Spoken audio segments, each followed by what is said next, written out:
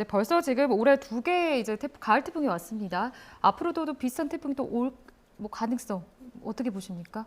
네, 지금 많은 분들이 네. 예측하시는 것처럼 이제 기후 변화가 이미 와 있고요. 네. 특히 이제 우리나라도 일본처럼 이제 가을 장마 비슷한 이런 영향들이 있을 거라고 이제 예측이 되고 있습니다. 그래서 예. 앞으로도 상당히 이제 온도도 높고 해수면 온도가 높기 때문에 지금 이제 남마돌과 같은 어떤 중위도 지방에서 발생한 태풍들이 한두 차례 또 영향을 미칠 수 있는 가능성도 있다라고 생각을 하고 있습니다. 예. 이게- 추가적으로 말씀을 좀 예. 드리면 앞으로 일주일 동안은 태풍이 또 올라올 가능성은 없습니다.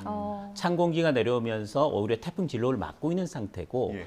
따라서 오늘부터 해서 앞으로 일주일 동안 태풍은 안 올라온다고 보시면 됩니다. 그런데 앞으로 계속 안 올 거냐? 예. 10월 상순까지가 태풍이 올라올 수 있는 가능성이 있는 시기입니다. 네. 10월 중순부터는 태풍이 발생해도 우리나라 근처까지 올라오지 못합니다. 계절적으로.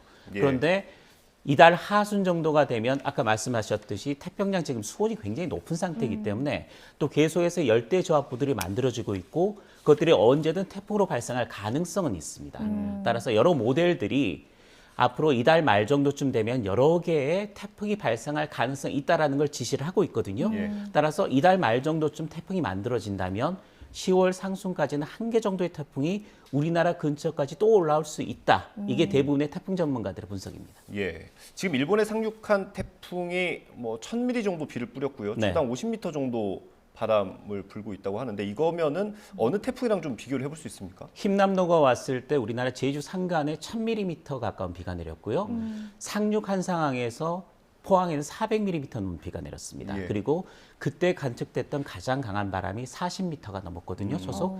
따라서 이번 태풍 같은 경우에 일본을 상륙한 상태인데 제주 산간하고는 약간 다릅니다. 제주 산간은 지형적인 영향이 겹치면서 원래 가지고 있는 비보다도 훨씬 많은 양의 비가 내리는 건데 네.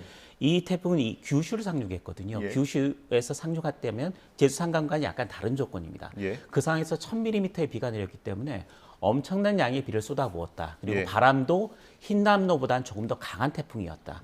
따라서 일본 같은 경우에 특별 경보를 내릴 만한 상황이었다라고 보시면 됩니다. 예.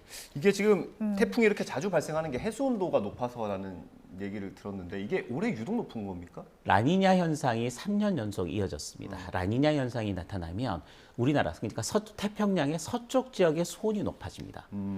이렇게 되면 수온이 높아졌다라는 것은 태풍이 발생해서 열대저하부가 발생해서 태풍으로 커질 가능성이 굉장히 높아지는 거거든요. 예. 따라서 지난 3년 동안에 만들어졌던 태풍들이 이번에 그런 기후 조건들이 올해 특별히 영향을 줘서 굉장히 많은 태풍들이 우리나라와 가까운 지점에서 많이 만들어졌고 예. 그 가운데 벌써 가을 태풍만 2개가 우리나라에 영향을 준 겁니다.